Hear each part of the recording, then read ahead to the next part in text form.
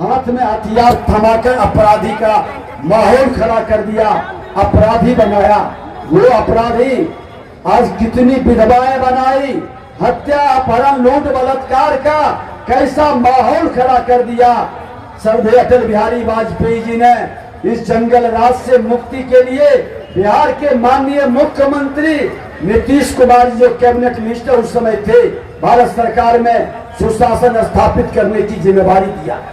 और मुख्यमंत्री 2005 से 10 के पीरियड में सुशासन पूरी तरह से लागू हुआ। अपराधियों का कई का काउंटर हुआ, कई लोग बाहर गए, माफिया राज पर दंश बढ़ा। बिहार के अंदर एक नया माहौल बना। जो हमारे निवेशक उद्योगपति बाहर भागे थे वो बिहार के अंदर लौटने लगे थे। एक वातावरण बिहार के अंदर बना था। लेकिन कुछ इनके समाजवादी चरित्र और कुछ इनके बार बार पिछले दरवाजे से प्रवेश के कारण बिहार के अंदर का माहौल खराब हुआ। और बिहार के माननीय मुख्यमंत्री नीतीश कुमार जी ने सदन में कहा कि हम तो समाजवादी का पुत्र होने के नाते सुधरने का मौका दिया था, लेकिन ये सुधर नहीं सकता, नेचर और सिग्नेचर नहीं बदलता है। ऐसे लोग बिहार की जनता के गाढ़ी कमाई लूटने में ही एकमात्र लक्ष्य है, राजनीति में इनका इंटरेस्ट नहीं है।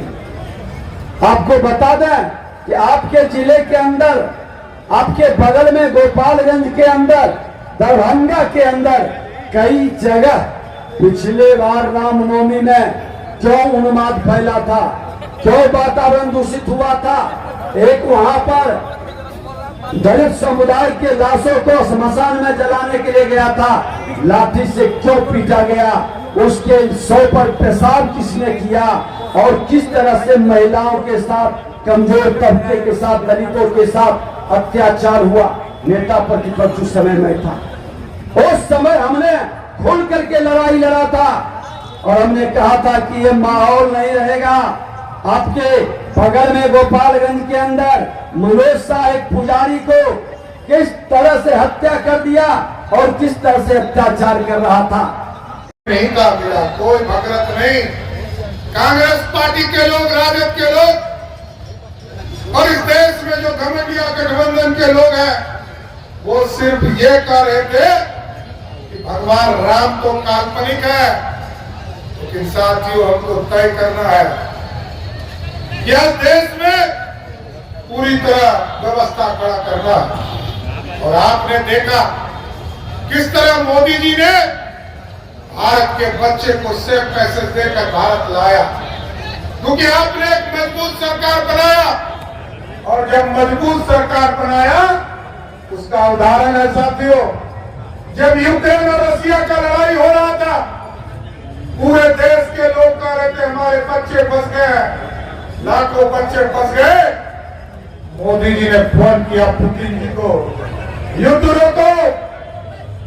और आपको जानकर आश्चर्य होगा, मोदी जी ने फोन किया और 48 घंटे के लिए युद्ध रुक गया। और जैसे ही युद्ध रुका, पुतिन ने फोन करके मोदी जी को पूछा कि आपके बच्चे का पहचान क्या होगा, भारत के बच्चे कैसे लौटेंगे। मोदी जी ने कहा जिसके हाथ में तिरंगा होगा वही भारत का बच्चा होगा।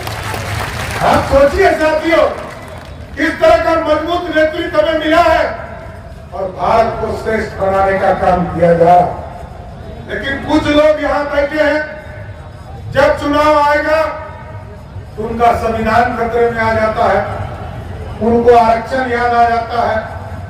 15 साल तक लालू प्रसाद जी बिहार के मुख्यमंत्री रहे, बिहार में जंगल राज स्थापित हो गया साथियों, लेकिन एक व्यक्ति को भी आरक्षण नहीं मिला। कोई एक व्यक्ति बताइए, चाहे वो अति पिछड़ा हो, दलित हो, स्वर्ण समाज के लोग हो, किसी को आरक्षण नहीं मिला। आरक्षण किसको मिला? कहा मेरी पत्नी राबड़ी देवी है, इसको बिहार का मुख्यमंत्री बना दो। जनता ने बना दिया। 2010 के बाद लालू जी ने कहा अब मेरा बेटा क्रिकेट नहीं खेल पाया, पानी ढो रहा था और पानी ढोते ढोते थक गया, अब इसको उठाकर बिहार का उप मुख्यमंत्री बना दो। और फिर इसी तरह दूसरे बेटा जिसने सारण की ही बेटी को अपने घर से अत्याचार करके बाहर कर दिया, लालू जी ने कहा इस बेटे को भी मंत्री बना दो। और आजकल क्या चल रहा है, लालू जी की 2 बेटी चुनाव लड़ रही है। लालू जी की एक बेटी जब 2014 में रामकृपाल यादव जी ने चुनाव हरा दिया तो लालू जी ने आरक्षण देकर उसको राज्यसभा का एमपी बना दिया। और आजकल एक टूरिस्ट बेटी आई है। जब देश बिहार में जंगल राज था तो बिहार के लोगों को तो पलायन करना ही था। लालू जी के बेटा बेटी भी पलायन कर गए थे।